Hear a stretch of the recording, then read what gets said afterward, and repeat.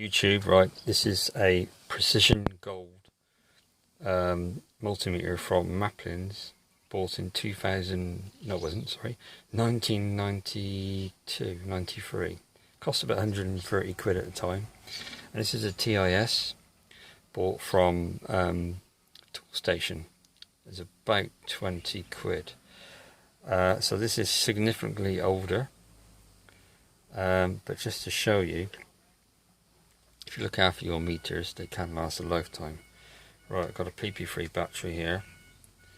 This is auto ranging, this one here. So I'll just put it on here, let me show you. Right, 9.14. 9.14. And let's go on to the TIS. Stick it onto the voltage, which is, there you are. And the battery.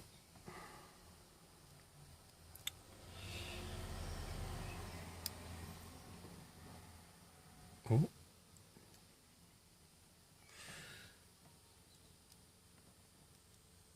Ah, there we go. 9.13.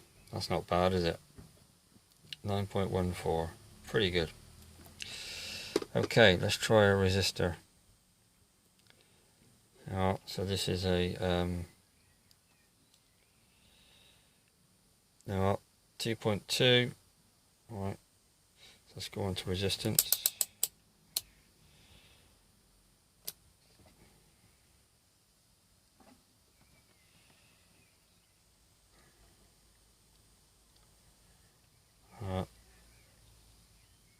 Okay, now let's try the white gold one from Maplin's.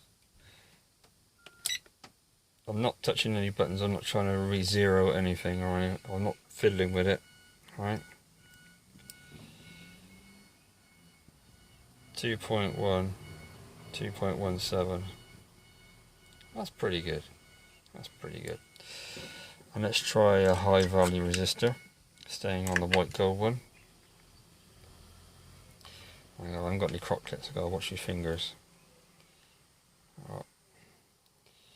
Right, this is a 1K5, 1.492. Obviously tolerance on the resistor. Okay. And then finally on the TIS.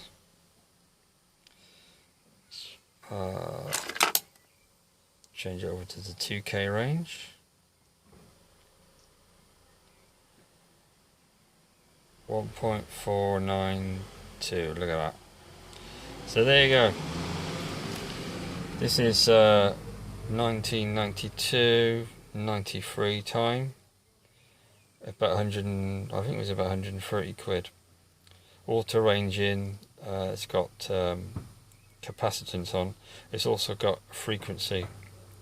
So you can measure frequency of output of a tone generator, or a steady tone for a tape player if you want to measure the speed.